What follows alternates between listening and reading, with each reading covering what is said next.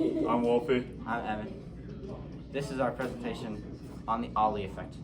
Now, the Allee effect is a differential equation modeling the growth rate of a population of animals. Now, what makes this special is that it factors in what's called the Allee threshold. So it has a couple variables, which we'll go into more in depth later, that basically change the growth rate of the population depending on if there's too many or too few animals due to certain biological features that populations have, such as the ease of finding a mate, or having to have the necessary amount of animals to hunt prey. So there's not as much population growth when there's too little, and there's not as much population growth when there's too much, but there's sort of a sweet spot in there that the Allee effect sort of allows us to find. And this is the Allee effect equation up here up top. This is the base differential equation. So the derivative means is the n, the population, over time. So this is the growth of the population over time. R stands for the rate of growth of a population. So right away, what does it start at? The K is the carrying capacity for the population, and the A is the Allee effect, the threshold, the Allee threshold, how low a population can go before it gets wiped out. So you can see with the K is carrying capacity in this equation, right? If the population is more than the carrying capacity, then it's going to be less than 0, and thus the population is going to decline or not grow as at fast rate. And with the A, the Allee effect, if the population is less than the Allee effect, if it's too low, if it's below that threshold, then it will be less than 1, and therefore the population won't do as well again because it will be negative. Now, here we've actually modeled out what an example equation would look like. So 0.15 is the intrinsic growth rate, instantaneous rate of growth. Right. This is just sort of like what the growth rate would be in ideal conditions with not factoring in population. Now 800 is our carrying capacity, and the lowest number the population could go to before it would start having negative effects on the population would stop growing as fast or even decline, is 100. Yep. So that's a standard. Let's say this is for dolphins. Yep. 15%, 800 dolphins total carrying capacity, and they can't go below 100 or no more dolphins. That's a lot. I'm ready. Hi, welcome back. So, we have our equation for dolphins. Right, as we remember, the growth rate increases by 15% each year. Now, let's say we're at a population of 400 dolphins, half the carrying capacity. We should expect the growth rate to be at its fastest.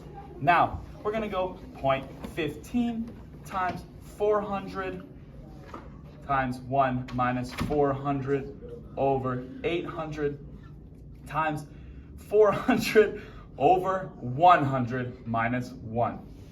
Put it all together, a little bit of this and that. We're gonna get 60. Quick math off the dome. All right, we're gonna get 1 minus 1/2. That's 1/2.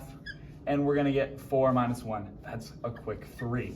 60 times 1/2 is 30. Times 3 is 90. That means 90 dolphins are being born this year. We should expect that is the fastest, the fastest growth rate that this pod will ever have, because the population was at half its carrying capacity. Okay, here we can see a basic population graph using the Allee effect. On this axis, of course, we have time, and on this axis, we have population. Here, this line here is the carrying capacity, and this line here is the actual Allee threshold. Now you can see if a population is right in the middle, it will continue to grow at an increasingly slow rate until it reaches its carrying capacity. If it is above the carrying capacity, it will decrease until it reaches the carrying capacity. Now here's where it gets interesting. If it is below the Allee threshold, it will just die, which is something that's not modeled in other population models. So, thank you. Here we can see another graph. Now this is the derivative of the last graph we showed, and it's also the graph of the equation that we were showing you earlier with the dolphins. Well, as you can see on the x-axis we have the population. On the y-axis we have the rate of change of the population, dm dt. Now when the population is 0 all the way up to here, which is the Allee threshold, the population decreases. Now after we reach the Allee threshold, the population increases at an increasingly fast rate and then begins to increase at a slower and slower rate until it reaches the carrying capacity, after which it only decreases. As you can see, the population cannot go underneath the Allee threshold or it will die, and it cannot go over the carrying capacity or it will return back to the carrying capacity. Okay, I hope you enjoyed our presentation on the Allee effect. Now to touch on a couple points before we leave you. Number one is biologically why this is true, right? So you can see that the population decreases when it's below the Allee threshold, and this is because things like animals being unable to find a mate, or in predator groups, things like doesn't have enough population to hunt effectively for the pack, right? In a pack of wolves, if there are only 2 wolves, they would never be able to take down an elk, and thus they would die. And also too many can cause the same thing, difficulty of finding a mate, scarcity of resources. So that's biologically why this is true.